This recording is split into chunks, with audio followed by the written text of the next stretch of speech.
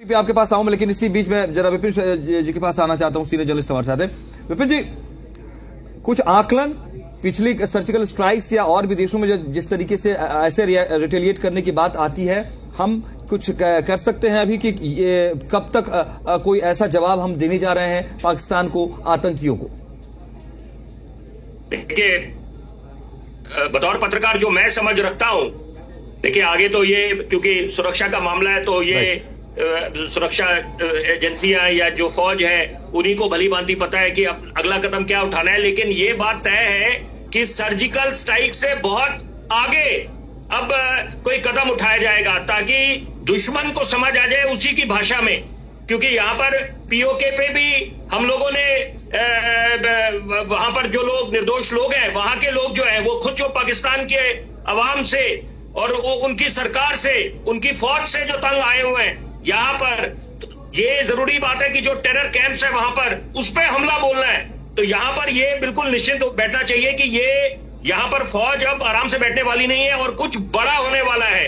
यहाँ पर जो हमारा दायित्व है, तो वहां पर दायित्व ये है कि यहाँ पर हम we should rally behind our armed forces. इस समय ऐसी घड़ी में देश के साथ एकजुट होकर खड़े हों।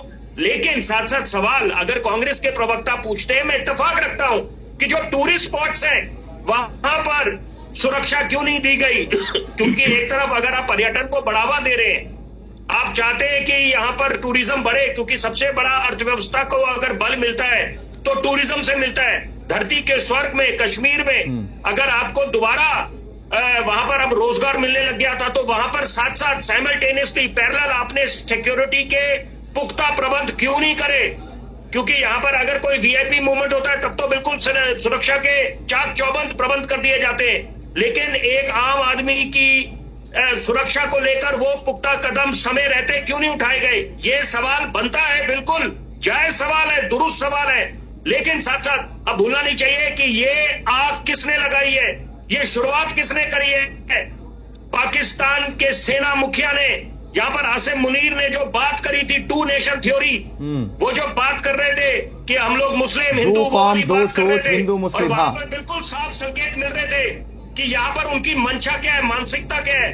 और साथ साथ मैं चाहता हूं आज इस चर्चा पे उस बात का भी जिक्र हो जो कश्मीर फाइल की बात करते थे, बोलते थे प्रोपागेंडा है। 90 के दशक में जो नरसंहार हुआ था कश्मीरी पंडितों पे, तो वो भी मुझे लगता है दिल दहलाने वाली घटना है, भूलनी नहीं चाहिए। यहाँ पर अब समय है कि कम से कम जो भी हमारे इनके आपस में जो नाते हैं पाकिस्तान हिंदुस्तान के, चाहे कलाकारों के, चाहे क्रिकेट के, इस पे विराम लग जाना चाहिए इस समय। क्योंकि ये talks and terror can not go together. ये बहुत हो गया, हमने बहुत बर्दाश्त कर लिया, पाकिस्तान को कई मौके दे दिए, लेकिन ये बाज आने वाला मुल्क नहीं है इस समय। मैं आ रहा हूं। आप ये बहुत महत्वपूर्ण बात है। कर्नल टीपी त्यागी